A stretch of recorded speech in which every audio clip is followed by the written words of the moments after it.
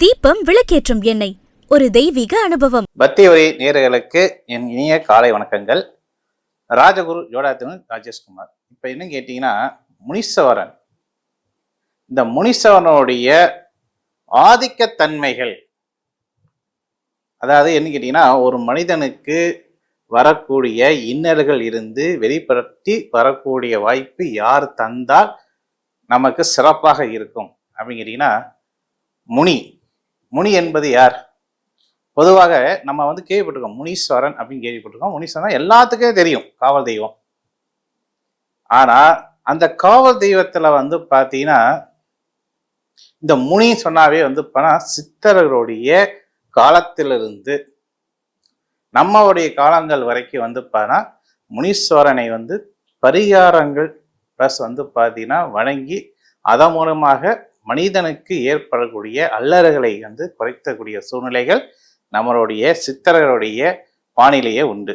அதுக்கு உதாரணமாக பாத்தீங்கன்னா, நம்மளுடைய எல்லாத்துக்கும் தெரிஞ்ச ஒரு சித்தர் யார் அப்படின்னு கேட்டீங்கன்னா, குள்ள முனி சொல்லக்கூடிய அகத்தீஸ்வரர் ஆச்சுங்களா. அப்ப அந்த அகத்தியர் என்ன பண்றாருன்னா, கடும் தவத்தை செய்யணும்னு ஆசைப்படுறாரு. அப்ப அந்த கடும் தவத்தை பாத்தீங்கன்னா சிதறடிக்கக்கூடிய அந்த காலத்துல பாத்தீங்கன்னா, இப்பதான் மக்கள்கிட்ட பணம், போட்டி, பொறாமை, வஞ்சங்கள், சூது எல்லாமே நம்ம கண்ணறிய. இப்ப நான் நபரை சந்திக்கிறேன் அப்படின்னா, நான் பேசக்கூடிய பேச்சுகள் இருந்து அவங்களுடைய பேச்சுகள் செவி கொடுக்கணும் அப்படின்னு நான் நினைச்சா செவி கொடுப்பாங்களா?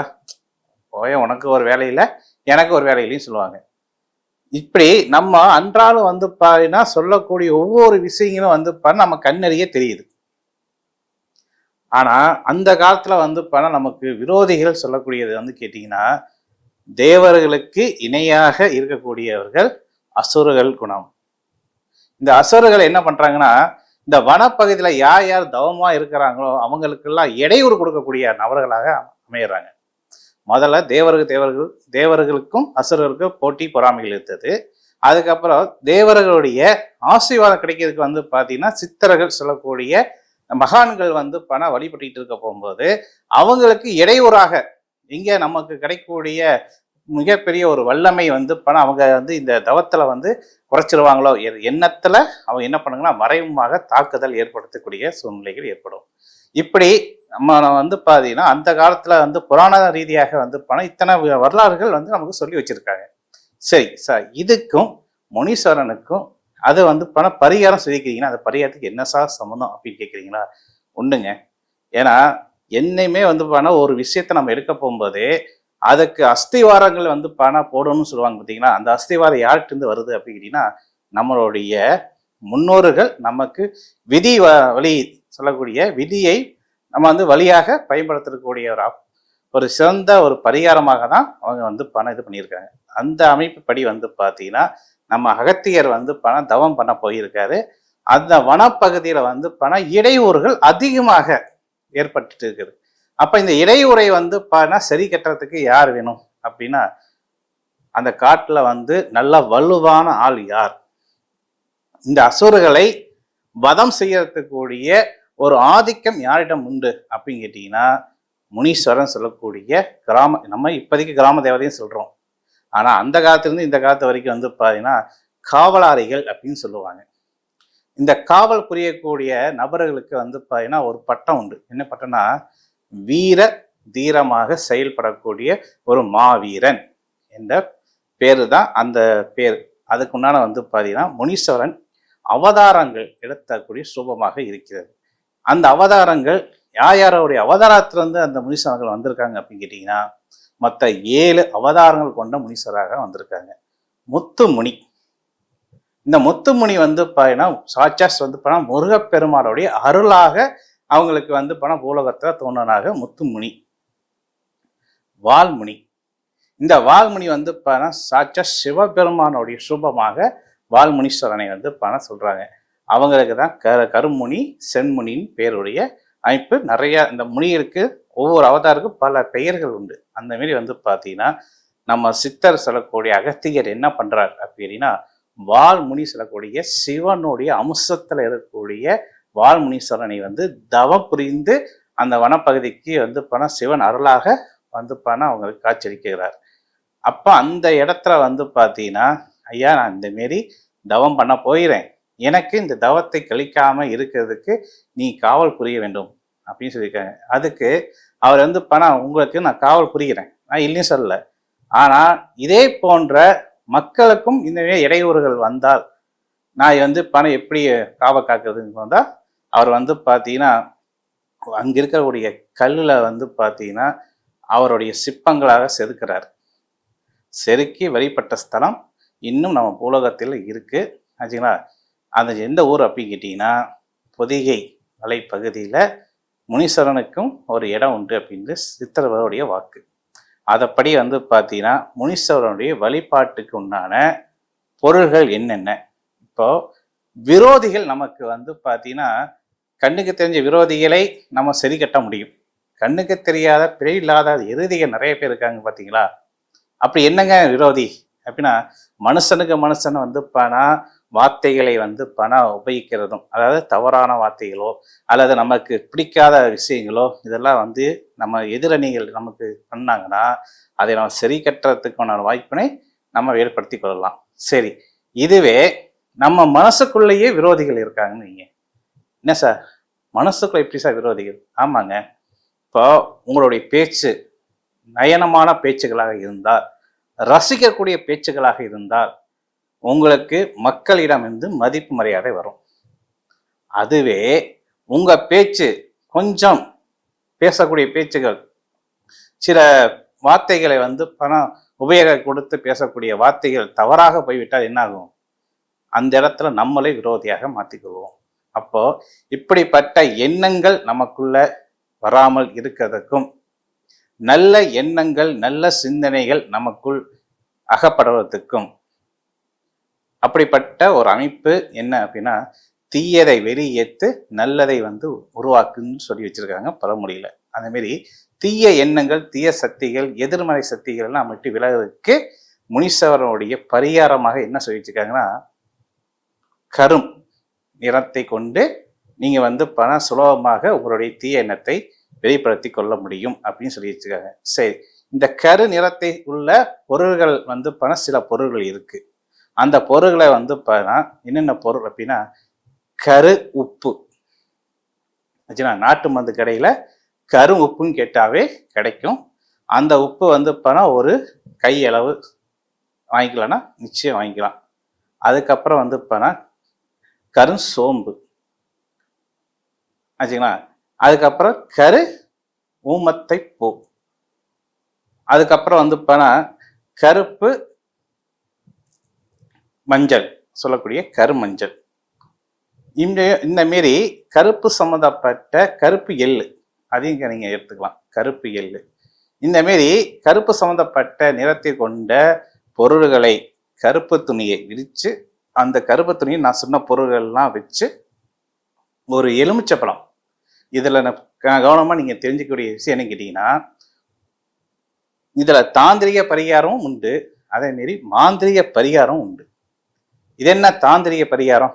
மாந்திரிக பரிகாரம் ஒரு உயிரினத்தை வதம் செய்து அந்த பரிகாரத்தை பூர்த்தி பண்ணால் அது மாந்திரிகம். அதே உயிரினங்கள் பலியிடாமல் அதுக்கு இணையாக வந்து எலுமிச்சை பழம் காவல் கொடுத்து பண்ணால் அது தாந்திரிக பரிகாரம்.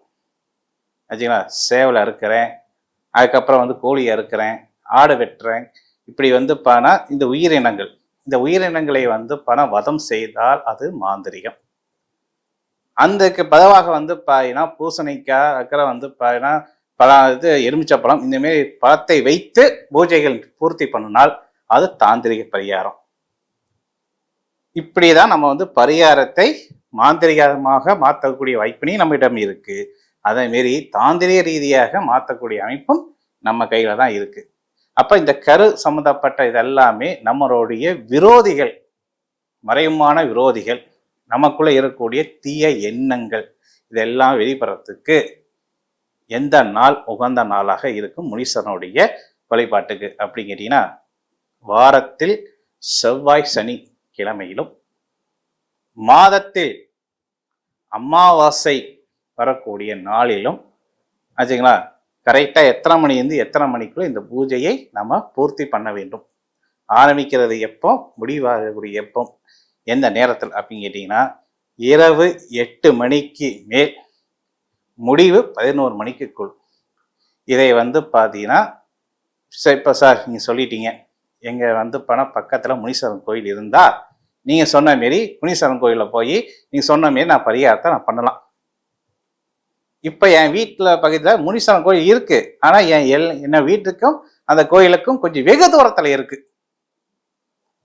நீங்கள் சொன்ன மாரி நான் 8 மணிக்கு மேலே நீங்கள் சொன்ன பொருள்லாம் கட்டிக்கிட்டு நான் முனீஸ்வரன் கோயிலுக்கு, அது ரோட்டில் இருக்காது, அனாவத்தக்கூடிய காட்டில் இருக்கும். அந்த காட்டு பகுதியில் நான் ஒத்தாலாம் நான் போய் பரிகாரம் பண்ணிட்டு வர முடியுமா சார்? இது உங்களுக்கே நியாயமா சார்? நீங்கள் சொல்லிட்டீங்க சார், ஆனால் நான் பண்ணணும்னு ஆசைப்பட்றேன் சார். ஆனால் எனக்குள்ள அந்த பயம் இருக்குது சார். அந்த பயத்தை இதை போக்குக்கு தான் சார் நான் இதுக்கு இத்தனையும் நான் கேட்டுட்டு இருக்கிறேன் அப்படின்னு உங்களுக்குள்ள எண்ணங்கள் இருந்தால் இதுக்கு மாற்றபடி என்ன பண்ணலாம் அப்படின்னு ஒன்று இருக்கா? ஒரு பிரச்சனை இல்லைங்க. உங்களுடைய இடத்துல, அதாவது வீட்டுக்கும் உங்களுடைய அந்த செய்யக்கூடிய பரிகார இடத்துக்கும் ஒரு 500 கிலோமீட்டர் தள்ளி நீங்க ஒரு ஒன்று உங்க வீட்டுக்கு பின்புறமா இருக்கலாம், இல்லைன்னா ரோட்டு ஓரமாக கூட இருக்கலாம் சார். ரோட்டு ஓரத்துல 6 பேர் போயிட்டு இருப்பாங்க, அது என்ன ஏது அப்படின்னு ஏகப்பட்ட கேள்விகள் வரும். அதனால அதை வாய்ப்பு இல்லை சார் அப்படின்னா உங்க வீட்டுக்கு கொல்லப்புறத்துல 500 அடி மீட்டர் தள்ளி ஆச்சுங்களா இந்த பரிகாரத்தை நீங்கள் செய்து முடிக்க வேண்டும்.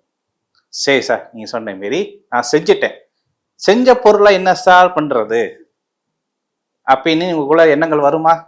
வரும், கண்டிப்பாக வரும்.